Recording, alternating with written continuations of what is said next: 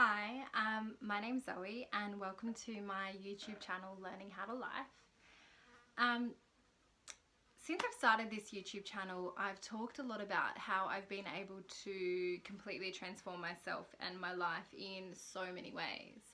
But if you don't know me personally, or if you've only just met me, or you know me from a distance, then you probably don't know really what I'm talking about in terms of my transformation and what that actually looks like. So this week I wanted to get pretty personal and share with you something more focused specifically on my own transformation. So this week I have decided to focus on my physical transformation, because I know that for so many women and men, our body image and our weight and our physical appearance is something that can affect us in our lives in crazy ways. I know that for so many people, their weight is something that they think about constantly every day, and that a great deal of our ability to be happy in life is attached to our physical appearance and our body. And for a lot of us, if you've struggled with your weight, then you'll probably know that this is true, is that we can go through life with the mentality that I'll be happy when, I'll be happy when I'm skinny, or when I lose this amount of weight, or when my body looks like this, or I'll be happy when I can do all of this and achieve this at the gym, and I would be happy if my weight was like this or my body was like this. Like, everything in my life is pretty good, but I would be happy if. We attach so much of our happiness to our body image, and we attach so much of our self-worth and our ability to be loved to our bodies. So I wanted to talk more about this and share with you my own kind of journey, weight loss journey and transformation. So if you don't know me, then you won't really know what my physical transformation looks like. So lucky for you, I've got some before and after photos, and I know we all like a good before and after photo. So I'm going to pop those up on the screen now.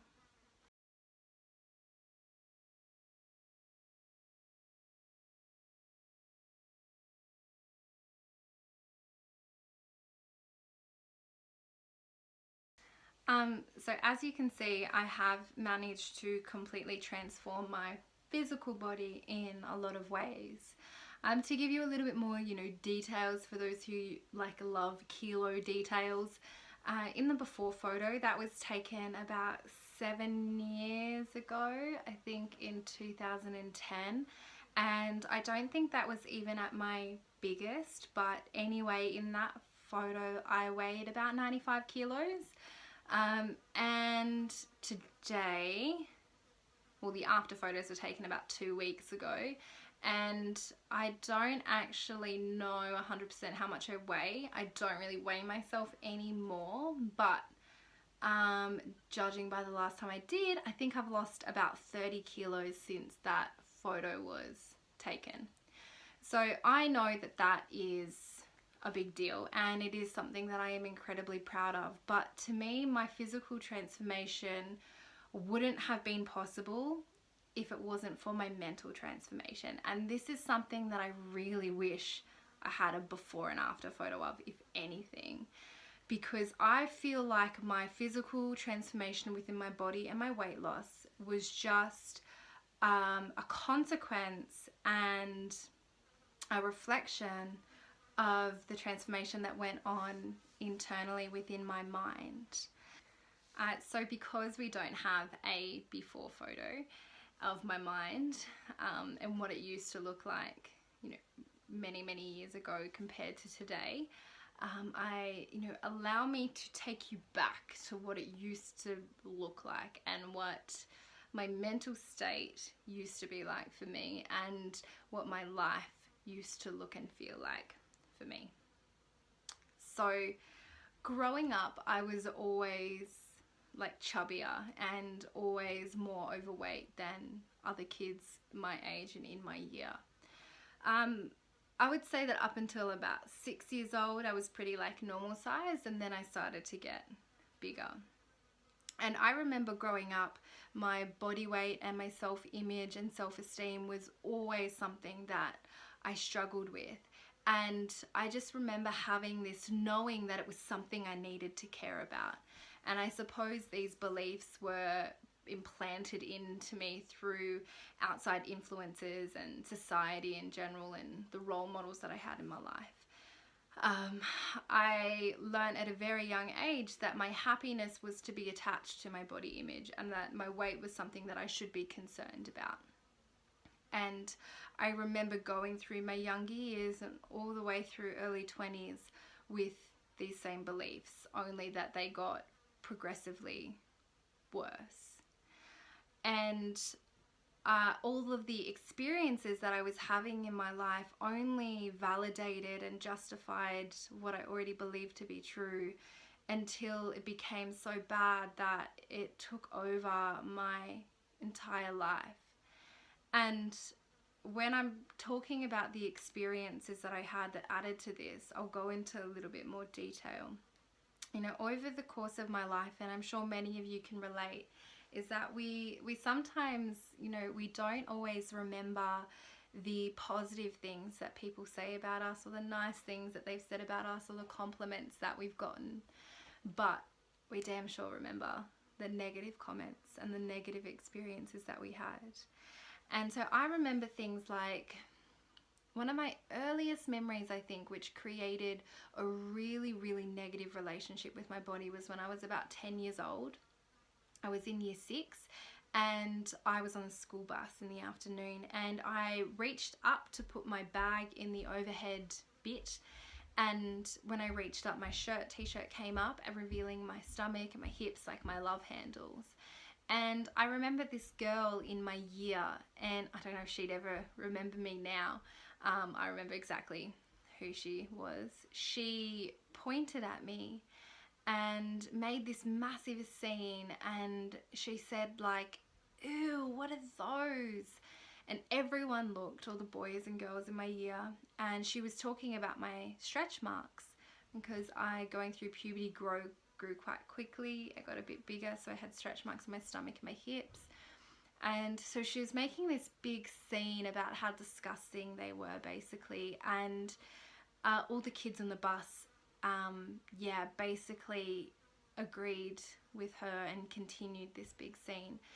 And I remember that being one of the first times that I really, really like wanted to rip my skin off. Like, I did not want to be in my body. Up until that point, like, I knew I had the stretch marks, but I had never fixated on them, or they'd never caused me too much like unhappiness or embarrassment until this day. And that was definitely one of the first experiences I can recall that had me like sitting there being like, I fucking hate myself and I hate my body and I don't want to be in this body right now. And then throughout school, I continued to have these sorts of experiences that just added and validated how I already felt about myself. You know, things like, I wasn't sporty at school, and I was made fun of a lot when I tried to participate in sports. And the thing is, like, I actually feel like I have a lot of potential to be good at sports, but I was so self-conscious and so concerned about being judged that it affected any possibility or capability I had of performing well at anything. I was made fun of for running. Like, if I ever ran anywhere, people would like laugh at me and make fun of me for running. And I'm still to this day not 100% sure if it was the way I ran. Like, I don't know if I run funny, or if it was the fact that I got the feeling it was the fact that I never ran anywhere. So seeing me run was like hilarious. And, I would like kind of like ha ha ha laugh at the time, like pretend I didn't care, but, go home and like cry afterwards about that sort of shit. There were things like, I remember being in year 9, I was going to school in America, and in America they have like this whole sports thing. It's like one of your subjects basically is sport, and they do this fitness testing where you have to do all these different activities and, see how fit you are basically. And one of the activities was one of the exercises was pull-ups or chin-ups. I'm like, I don't know what fucking 14-year-old does chin-ups regularly, like as a hobby, but anyway, so you had to go up to this bar, right? And there was two older boys, lifting you up to the bar, and they were like these really cute, like hot African American boys. And if anyone knows me, if you know me personally, you'll know dark skin is my thing. So I was like nervous anyway, and I remember being lifted up to this bar, and everyone like wait, because everyone's lining up like waiting for their turn, so everyone's watching you. And I remember, you know, people waiting for me to like do something, like move, like to like, even if I just like inch my body up a little bit. And I just hung there, like fucking 30 people watching me. I just hung there, unable to like move or do anything. I can kind of laugh, I can laugh about it now, but at the time, and because people thought it was hilarious, that was fucking mortifying. And it just, again, added to my insecurities. And you know, things like, I remember like when I was a bit older, like at a party, and I was sitting on this brick wall, and I don't know what this guy's issue was or why he didn't dislike me, but he was making comments about how I should get up, otherwise I was going to break the wall. And he kept going and he kept going. And yeah, things like that. Or like being at parties, and boys in our year used to play that game Shoot, Shag or Marry, where you like have 3 girls and you choose which one you'd shoot and kill, which one you'd marry, or which one you'd shag. And I was always the one that was shot. And of course I was like, yeah, obviously it's because I'm fat and my friends aren't. And so those sorts of things, which is just funny, like no one ever thinks twice about them the next day, those things destroyed me and destroyed me and destroyed me again and again and again. And like when that movie came out, The Duff, which stands for Designated Ugly Fat Friend, I was like, that's me. I'm the Duff of my group. And I was actually had been referred to as a Duff a couple of times after that movie. So these experiences, and that's just to name a few, continued to happen throughout my life and at school. And with each one, it just buried me deeper and deeper and deeper into this like self-hate hole, until it completely took over my life. And my hate for myself and my obsession with my body image and my weight completely infected every area of my life. It was literally all I thought about. You know, I thought about it every single second of every single day. I would wake up and look at myself and, you know, just be disgusted by what I would see. And, you know, getting dressed was so difficult. And I remember Facebook memories tell me that I left statuses like 8-9 years ago being really upset if it was a sunny day. But being really happy if it was an overcast day. And I remember that being because when it was overcast, I could cover up more. If it was sunny, you know, I had to wear less clothing. Whereas now I'm like, you know, I love any weather, but I love the sun. You know, it was literally something I thought about all the time. Like at school, like if I looked down and I saw my legs, it would just make my whole body cringe. If I saw my reflection, or like my butt in the mirror, or my arms in the mirror, or anything, and it affected all of my behavior. Like I used to do the weirdest things, like in summer I would always wear like a little cardigan to cover my arms because I was just so disgusted by them. Like I just was like, how could anybody ever want to look at these things? So I was always hot in summer. And then in winter I wouldn't want to wear shoes. Like I just want to wear thongs or like flip-flops everywhere, because I thought shoes made my legs look shorter and fatter. And like that was like a joke in my friendship circle. Like everyone's like, so you never wear shoes in winter? And I'm like, haha, yeah, like I'm not even cold. But like secretly I had like frostbite. And like it's funny now, but like it wasn't funny then. Like I was literally like detested how my legs looked in shoes. And you know, like I would wear like multiple pairs of underwear to like try to squeeze it in, tuck in my muffin top. I would wear really tight singlets under everything. I would wear singlets under singlets to like tuck everything in. And it affected, you know, like I wouldn't even eat at school. And I know there are girls watching this that can totally relate not eating at school. And it is the weirdest thing. To think that, you know, like not wanting to eat in front of boys at school. Like they're like, how dare you, you fat shit, for wanting to survive and eat food because it's necessary for survival. But literally, when you're like going through what I went through and you have that sort of self-esteem and body image issues, it's literally what you think about, is that you're too conscious to even eat food in front of people. And then I would like go home and like pig out, and it affected everything about my relationships too, with everyone in my life. Like I was so angered by how I felt about myself that anger I would project that onto my family, and it would affect how I interacted them and affect my moods and how I treated them. It affected my friendships too. Like I had the most incredible friends at school who I'm all still friends with now, and they were amazing. But as much as I loved them, I was so jealous of them, and I was so angry at them at the same time. It was very confusing. I loved them so much, but was so angry at them because they had what I thought I needed to be happy, because they were all very sporty and thin and, you know, really attractive, and they were kind of known for that at school, and, you know, they never lacked attention from boys or anyone. And, you know, I could never share clothes with them or anything like that, and I was just like, you know, they just don't get me. And as much as I loved them, like I said, I was so angry at them. And so this anger that I had because of my own insecurities, which wasn't their fault, affected how I treated them, or it affected my mood and how I would act in social circumstances and how it would feel to be around me. And I remember being such a party pooper, like in so many occasions, because of how I felt about myself. And I know that it influenced a lot of disagreements or things that I had with my friends as well, purely because of how I felt about myself.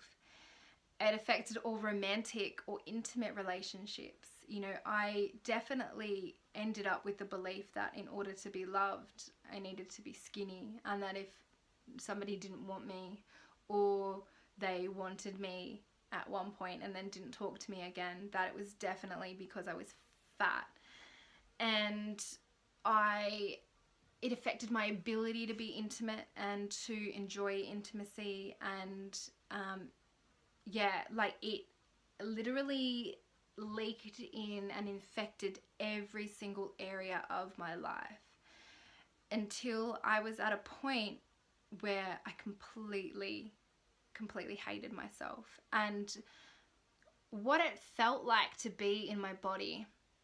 Like I remember this feeling so clearly of being like, it's like every cell in your body absolutely hates you, and you would want nothing more than to like rip your whole skin off. Like it's just like the most uncomfortable feeling I've ever felt. Like just wanting to completely be out of your skin and to completely disappear from wherever you were. And I'm surprised, it's actually making me a little bit emotional when I think back to like how much I hated myself. I feel like I'm gonna actually cry. I think it makes me emotional because I'm actually really grateful for it in ways, because now I know what it truly is like to love yourself. But to be in your body and to have so much hate for who you are is a really, really, really fucking hard existence. And the mental torture that I used to cause myself, like the inner dialogue that was constantly going on through the day about, you know, how ugly I was and fat I was and disgusting I was, and how much I hated myself, and how much everyone must hate me, and how they're judging me and they're looking at me, and then, you know, it was constant and it was torture. And, you know, all I wanted was to be able to, I remember thinking, like, all I want to be able to do is to wake up every day and get dressed, because those are the clothes I want to wear today, because that's what I feel like wearing and that's what the weather's like. Not this obsession of like what's going to make me look less fat, and the breakdowns that I would have getting ready. You know, all I wanted was to be able to go shopping and be like, oh, that's my size, and pick and choose clothes based on whether I liked the clothing or not, like the actual aesthetics of the clothing, not what it felt like or looks like on me, or how fat or non-fat it made me look. You know, all I wanted was to be able to go shopping and to not like secretly sob in change rooms because I was so disgusted by myself. And, you know, I was so set that being skinny was going to make me happy, and that was all I needed in my life. And throughout my life, you know, I have been a serial yo-yo exerciser and dieter. And, you know, you had those moments, which we probably all had, where you're like, yeah, today's the day, like I'm going to change and I'm going to exercise every day and this is my plan and I'm going to eat well and I'm going to do all these things, and you know, I'm finally going to lose the weight and I'm feeling really motivated. And then you would either not start, or you would stick to it to a little while and then fall back to old habits. And I find that that is more frustrating than anything. Is it's like you're kind of saying to yourself, look at how unhappy you are with your body, right? Why the fuck can't you just stick to something? Like, why can you not just continuously exercise and eat well? Like, why? Like, are you self-sabotaging and falling back into old habits? It's like there's one part of you that wants it so bad at you, and then there's another part that keeps self-sabotaging and getting you to like end back up where you started. And that in itself is so frustrating. And I guess, you know, for me, I had that mentality that like it was so focused on exercise and eating. And I feel like that's what we're kind of taught, is like, you know, if you're concerned about your weight, you know, you just need to exercise more regularly and have a healthy diet. You know, the amount of people that have told me that, and the amount of people that spread, and I'm sorry, but if you have never dealt with self-esteem issues or being overweight or body image issues, if that's not something you've ever dealt with, and you feel that it is helpful to tell somebody who's overweight that all they need to do is focus on their exercising and their eating, you are wrong. Because when you hate yourself so much and you are filled with so much negativity, which is so exhausting, and you have no motivation to do anything, when you are filled with that and you hate yourself so intensely and your body so intensely, let me tell you, the last fucking thing you feel like is a salad, and you don't fucking feel like exercising. Let me tell you something. Every single overweight person and obese person in this world knows that if they exercised more and ate better, that would assist their physical body. Everyone knows that. It is not a secret, but it is not as easy as it sounds. And if you find it incredibly easy to have an incredible diet and to exercise regularly with no problems, with no self-esteem issues, then that is amazing. But you are wired differently. Your brain neurologically is wired differently. So it is not just that simple. And, you know, I tried for many, many years. So those photos, before photos, were taken around the time that I finished my HSC, my year 12. And in the years following, after the stress of school finishing, I did drop a little bit of weight. And I started to become a lot more serious about my exercise and my eating. And I started to definitely eat better and exercise more regularly. But the thing was, it was a fucking struggle, you know, getting off my ass and forcing myself out to go for a run or for a walk or to the gym was so hard. And it, like, any excuse that I could use, anything that would get me out of it, I would take it. And eating right, oh my God, such a struggle. And, you know, like, self-control and portion control and all of that, like, it was so difficult. And even though I was getting better at it and seeing some results, it was such a struggle, and I was still so self-critical.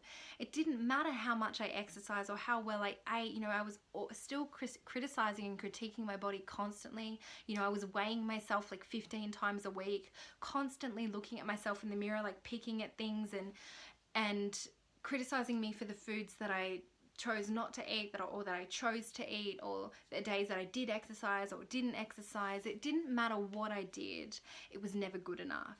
It didn't matter what I did, I was always wanting to be somewhere different. It didn't matter how much weight I lost, it was still not enough. You know, I was still, the inner dialogue, even though my habits changed a little bit and I was losing a little bit of weight, the inner dialogue was still exactly the same.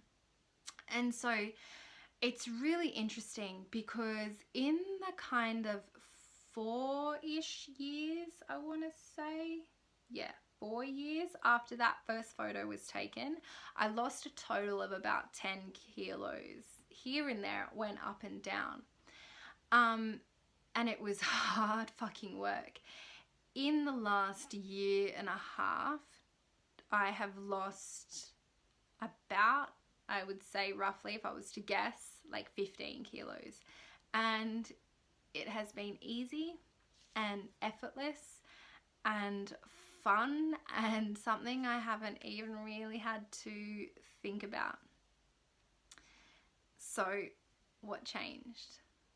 What changed was that about 2.5 years ago, or 2 years ago, I had an experience that led me to understanding how powerful our thoughts are and our mind is, and how our thoughts impact and influence our physical bodies and our physical health in so many incredible ways.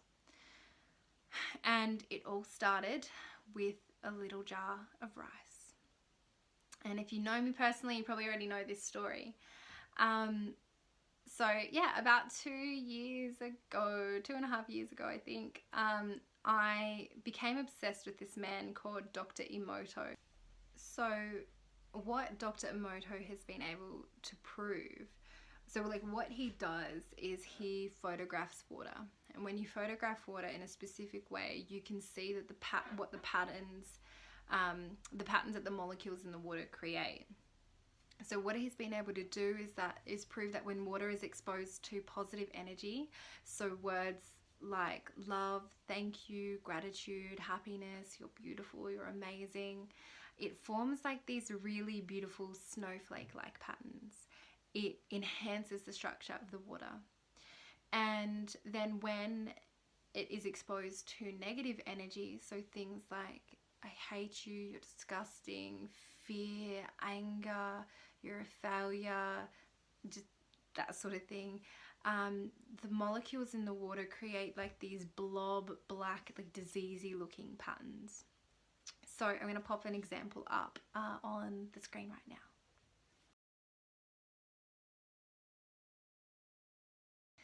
And when I first saw this, I was like, oh my God, this is amazing. And then I saw an experiment that he did to showcase this even further.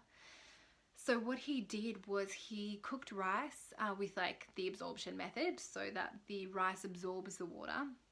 And he put a few tablespoons into 2 jars, and one jar, like each with a lid closed tightly, one jar had a positive word on it and the other jar had a negative word on it. And each day for 30 days, he had the students at his school go up to the jars, and all they had to do was hold like the love and positive jar and just think and feel really positive, loving thoughts and emotions into one. And then with the negative jar, they had to do the same thing, but thinking really horrible, negative things and feelings into that jar. And that's all they did. And then after 30 days, the hate jar was like black and moldy and gross. And then the love jar had barely even changed. So it was like this like whitish, yellowish color. And so what he was able to prove through that is that because positive energy enhances the molecular structure of water, it prevents it basically maintained the health of the rice and prevented disease from taking place. Whereas the negative energy breaks down the molecular structure of the water, allowing disease to fester and to take place. And I saw this experiment and I was like, oh my God, I have to do this. So I think it was about 2 years ago. Yeah, I did this experiment with rice, and I did the same thing for over a month. I had my 2 jars, my hate jar, my love jar, and I would every day, twice a day, get my love jar and think and feel really beautiful, positive things into it. You know, like I would tell it that it was beautiful and that I loved it and that it was powerful and amazing and all this stuff. And then with the hate jar, I was pretty horrible to it. Just through my thoughts and emotions, I didn't say any of this out loud.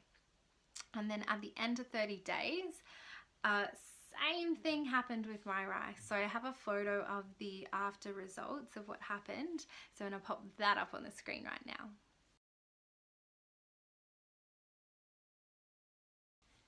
And this is what changed my whole life. After I did this experiment, I had like this inner wake-up call. I literally was looking at this black jar of rice that I had created through my energy and thoughts. And I was thinking, you know, I thought, if this is what I'm doing to rice, then what the fuck am I doing to myself? Because humans, we're like 70% water. And so it's no wonder that we're so strongly affected by other people's energy and other people's words. And when you're around a really negative person or somebody's saying really horrible things to you, you literally feel like physically things in your body change. So I saw this and I was like, if this is what I've been doing to rice by giving it negativity and negative thoughts twice a day, what am I doing to myself? Through my thoughts and through my mind and through the energy that I was giving myself. And because not only was I struggling at this time with like my body image and my weight and things, I had quite a few health concerns as well. At this point, I was getting like rashes and reactions all over my body quite regularly. I was getting abscesses like in my armpits and on my waist. You know, I have like a massive scar on my waist from where I had to have one taken out overseas. I was getting like eye infections and I was just burnt the fuck out. Like I was exhausted and I was stressed and I was like emotional. And after I did this experiment, I was like, okay, I need to pay more attention to what I am feeding myself mentally. So from that day, I made a commitment to myself to spend more time focusing on the thoughts that I was having throughout the day, not just about myself and my body image, but about everything, my partner at the time, my work, other people, anyone and everything. And what I realized when I started to consciously pay more attention to my state of mind, is like up until this point, I had thought I was a pretty positive person, which is kind of funny, but I realized how negative I was and how horrible I was, not just to myself, but to other people as well within my own mind. And I realized how much stress I was causing myself just through the thoughts that I was thinking daily. And I made a commitment to myself to change this. So when that happened, I dropped the need to like exercise or to focus on my eating. I just let that go, didn't even focus on it. And all I focused on for quite a while was my thoughts. And because it was my body that was causing me the greatest deal of unhappiness, I started with that. And so throughout the day, I decided to focus more on how the thoughts that I was giving myself and how I was thinking about my body and with the types of things I was saying to myself.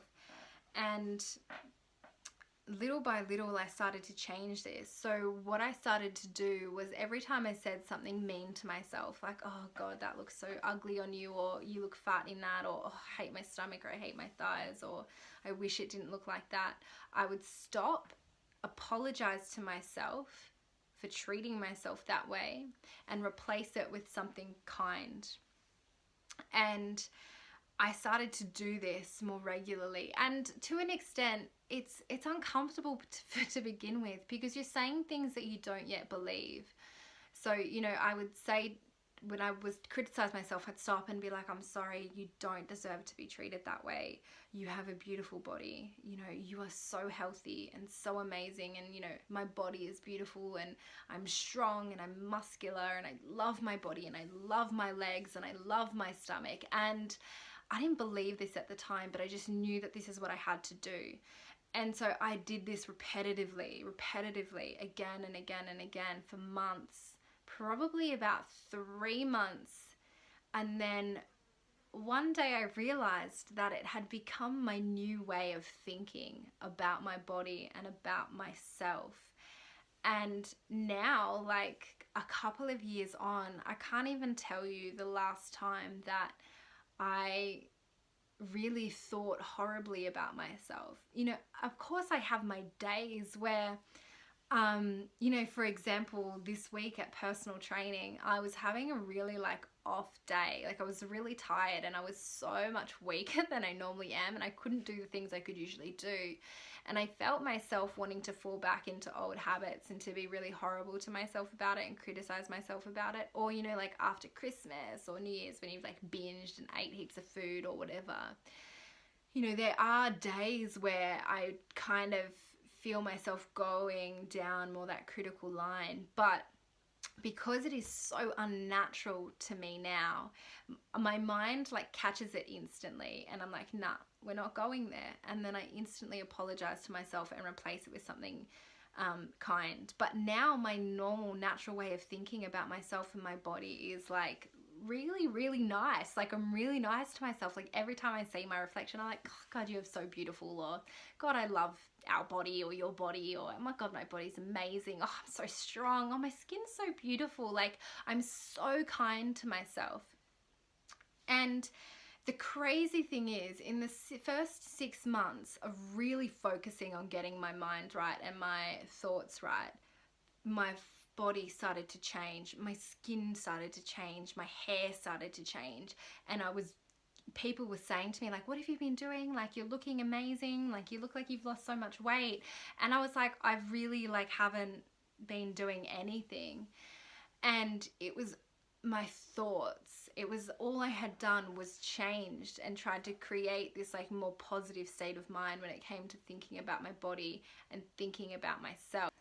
And I realized what I was doing, it was just creating more self-love within myself, giving myself the love that I deserved and needed. And so I started to try to generate more and more self-love within myself, as much as the environment that I was in at the time could allow for. But eventually it kind of came to a bit of a standstill, and it became a little bit stagnant. And so then the next part of this began. So I went through a breakup, and I got out of a pretty like toxic relationship. And I realized that my self-love and my appreciation for my body was dependent on having somebody else there to also appreciate and love me.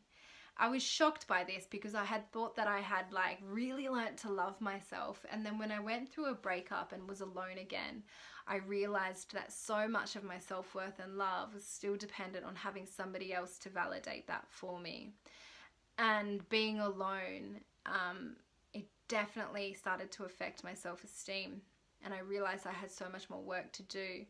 And even when I started dating again, I realized that when people weren't like texting me back or whatever, or, you know, I wasn't sure how someone felt about me, that I was like, oh, it's affecting my self-esteem. And I was like, I don't like this. Like, I got to do more on this. So I was still focusing a lot on my state of mind in the present moment and how I was thinking about myself. But I realized that I had a lot of emotional baggage from my whole life basically. And I realized that I had had a lot of stored up, suppressed stuff when it came to how I felt about myself that I hadn't released and that was still there.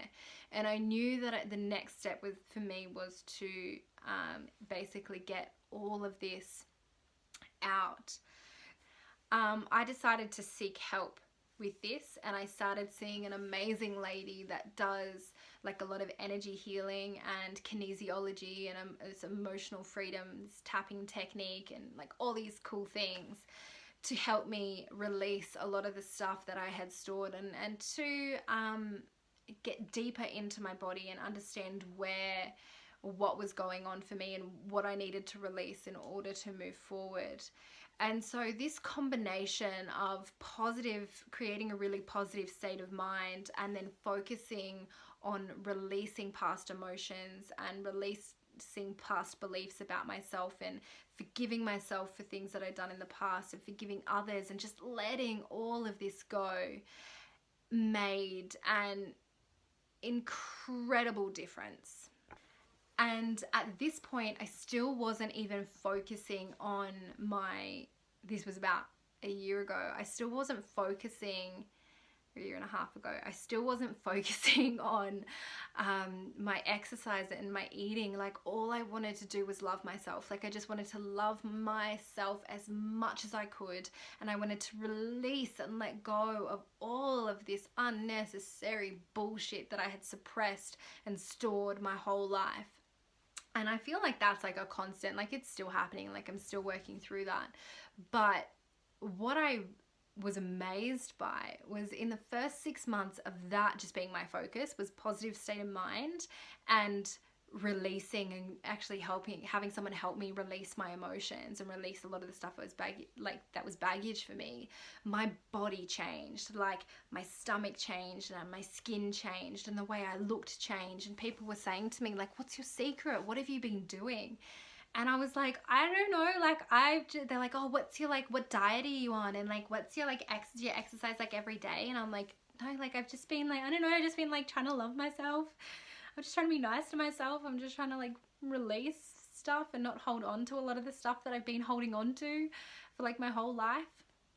And then what happened after that was, when I started to truly, really, really love myself, my habits and my decisions changed. And I realized that self-love isn't just about how you're treating your body and thinking about, the way that you look.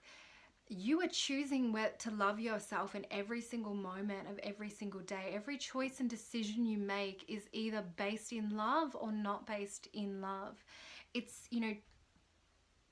you're choosing to love yourself through the foods that you eat, whether you want to move your body or not, by the people you associate with and how they make you feel, what you allow to happen in your life, the boundaries you place, how you allow yourself to be treated. Every single moment of every single day, we're making a decision based in love or not based in love, like based in self-love or not. And I realized that the more love I generated within myself, and the more positivity I created within myself, and the more I let go of old stuff that didn't serve me, the better my choices were. All of a sudden, I was like just having this amazing diet because I wanted to feed myself food that made me feel good. And I loved myself so much, or I still love myself so much, that I feel more in touch with my body and my needs. So I'm like, what do I want to eat? What's going to make me feel good? So I just naturally started to make better food choices. And then exercise, because I was in a more positive state, I had more energy. And I wanted to celebrate my body. Exercise for me was no longer a punishment for foods that I was eating. I was no longer exercising because I wanted to achieve something certain with my body. I was exercising because it felt good to move, and I love how it made me feel, and I wanted to celebrate my body, and I loved my body, so I wanted to give it the movement that it needed.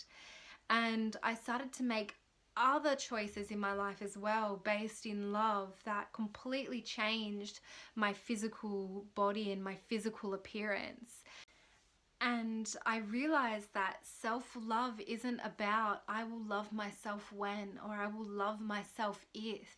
It is about I love myself now. I love myself as I am, despite all of these things. You know, you can love yourself today and still want to change. That's okay. You know, wanting to progress as a human and wanting to evolve as a human and wanting to maybe change things about your body or your appearance or about your behavior is okay, but you can still love yourself right this second as you are and work through those changes. And if you learn to love yourself as you are, not only will those changes be more effortless and easy, but you'll realize that if you go through life with the attitude of I'll love myself when, you will keep yourself in that state. And it doesn't matter if you ever achieve that said goal, you will still have the same state of mind and you will still be wanting more or needing more in order to love yourself. I think now, knowing what I know, is that self-love is the root to so much unhappiness and so much inability to create what we want. And if we were to all focus on loving ourselves more, fuck, everything changes. Like, everything changes. If I could give one thing to every single person in this world, it would be self-love, because when you have it, it influences every area of your life in the most amazing ways. And it's something that I'm still working on constantly. You know, there are areas where I'm like, oh, like that's one area within my self-love that I need to work on more. And it is hard work. So I'm sorry if you've joined this video hoping for some secret pill or secret quick fix. It's not how it works. But I guarantee you, if you were to make self-love a focus of your life, you wouldn't even want that quick fix anymore, because you'll have all the energy and all the motivation and all the love to create what you want to create, and to make the good choices when it comes to food, and to make the good choices when it comes to exercise.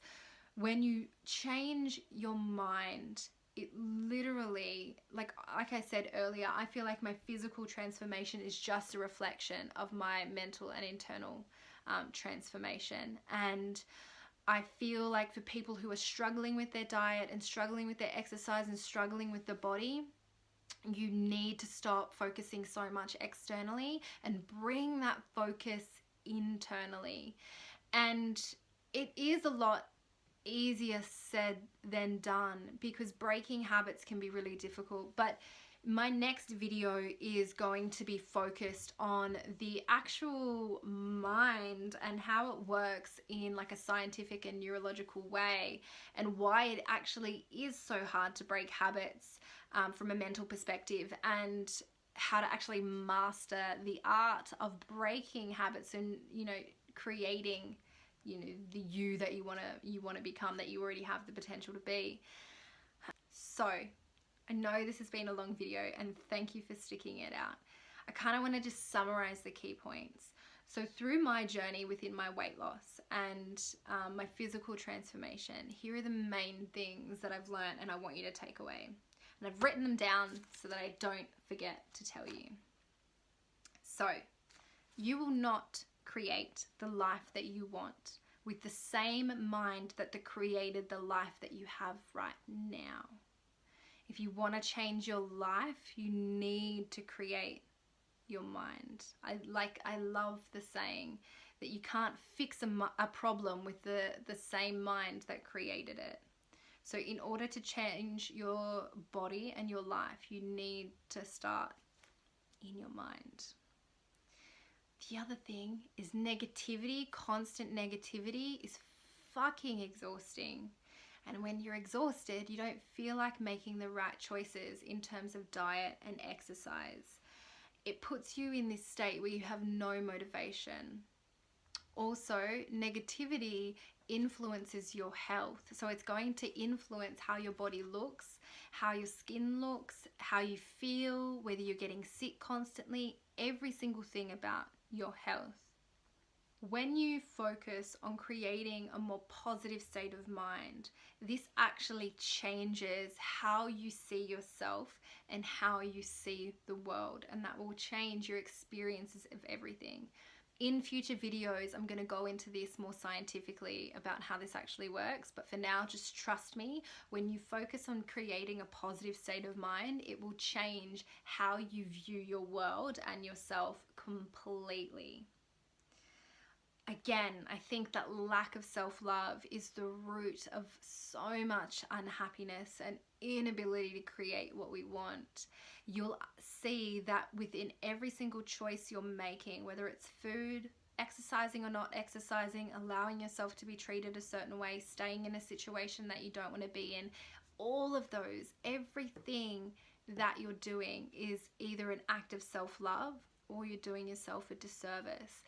So go through your days asking yourself, what would love do? What would self-love do in this moment? When you're trying to make a choice with food or exercise or whether to go to the party or stay home, it's like, what would love do? What, if I was in my self-love right now, what would I choose? Without self-love, you will never be good enough. If you can't generate that self-love now, as you stand here today, you will never be good enough for yourself. And if you keep yourself in a place of always wanting the next best thing, you will never move out of there. If you are always in this mental state of, you know, I want what comes next. I want what comes next. Okay, I've lost a few kilos, but I want to lose more kilos, or I'll be happy when this and I'll be happy when that. If you keep yourself in this state of wanting, again, you'll never be happy. That's why, like, I read this book written by a girl that struggled with anorexia. And she used to weigh herself, and so it started with like 60 kilos. I'll be happy when I'm 55 kilos. Okay, I'll be happy when I'm 50 kilos. I'll be happy when I'm 45 kilos. I'll be happy when I'm 40 kilos. And what she realized was that she was not going to be happy until that scale said that she was 0. And she knew that that meant she would be dead, obviously. But mentally, she was in this state of always needing to be somewhere else. And it's the same with all of us, you know, whether we're going through eating disorders or not, it's the same. If you keep yourself in a place of always wanting the next best thing, you're never going to be happy. So when people ask me, you know, what's your secret? What have you been doing? You know, like, how much do you exercise? Like, what kind of foods do you eat? Like, when people ask me, what is your secret? I say, like, my secret is self-love. It's choosing to love myself as much as I can in every moment, in every decision, in every interaction, and with every choice that I make. It's choosing love. And do I get it right all the time? No, I don't, but I have love for myself no matter what I choose to do. And the more I love myself, the easier it is to make decisions in life that benefit my health and my well-being, and the more I change in amazing ways, but in effortless ways. So if your weight is something that you're struggling with right now, or your body image, or you know, if you're attaching a lot of your happiness and your self-worth to your body and to your weight, and you're thinking that you'll be happy when, stop it. Stop focusing so much externally. And I guarantee you that if you work hard enough to generate self-love within yourself right now, as you are, and you focus on creating a positive state of mind when it comes to viewing yourself and your body, then so much will change for you. Like, I 100% guarantee it. And you know, I know it's a lot easier said than done. And you know, I'm sorry if you came to this video hoping for some sort of quick fix, but you know, there is no quick fix. But in order to generate changes in your life which become a lifestyle and just, you know, a long term and are not short term and aren't difficult to maintain, it needs to start in the mind. It really, really does. And I know that this is harder than it looks sometimes. So as usual, there will be some self-help homework at the end of this video to kind of help you start to implement this idea of creating more self-love and creating a more positive state of mind when it comes to your body into your life. So if you are keen to stick around for a little bit longer and watch that, that would be amazing. But otherwise, I urge you to go through your week and your days, months, and your life with more awareness of the thoughts that you're having, and understanding that your thoughts are powerful and that your thoughts are influencing your physical body and your physical health. And the more negative you are in your mind, your body is always going to be a reflection of that. So focus more this week and throughout your life on what's actually going on in your head, and slowly, if you can, start to see if you can change it. And do it long enough and it will become your new way of thinking and your new way of being, and so many amazing things will change for you. So that's pretty much it. I'm not sure if this is what you were all hoping for or expecting, but I hope that it's been helpful in some way and that you enjoyed this video. I would definitely come back next week and watch the video where I talk about actually how to master the art of breaking habits, because there is a mental reason for why it is so difficult, which I'm going to go into a lot more detail about it. But that is all for now. Thank you so much for watching. If you like this video or think that it would help anyone, please feel free to share or subscribe and comment, and I will see you next time. This week's self-help homework is to make a commitment to be kinder to yourself. Some of us like to think that that change in our mind and being more positive and being more kind and becoming happier will happen once we've achieved our body and weight loss goals. But this is not how it works. In fact, it is the opposite. So this week, your homework is to make a commitment to yourself to be kinder. Your homework this week isn't like something that you need to write down, although you could write this down and place it somewhere as a reminder, like on your mirror or in your car. But for this week, I'd like you to try something which is like my stop, apologize, and replace with kindness method. So as you go through your week, I urge you to spend more time focusing on your thoughts and becoming more aware of the way in which you constantly think about yourself, your body image, and your weight. And start to notice that you may be quite negative when it comes to this.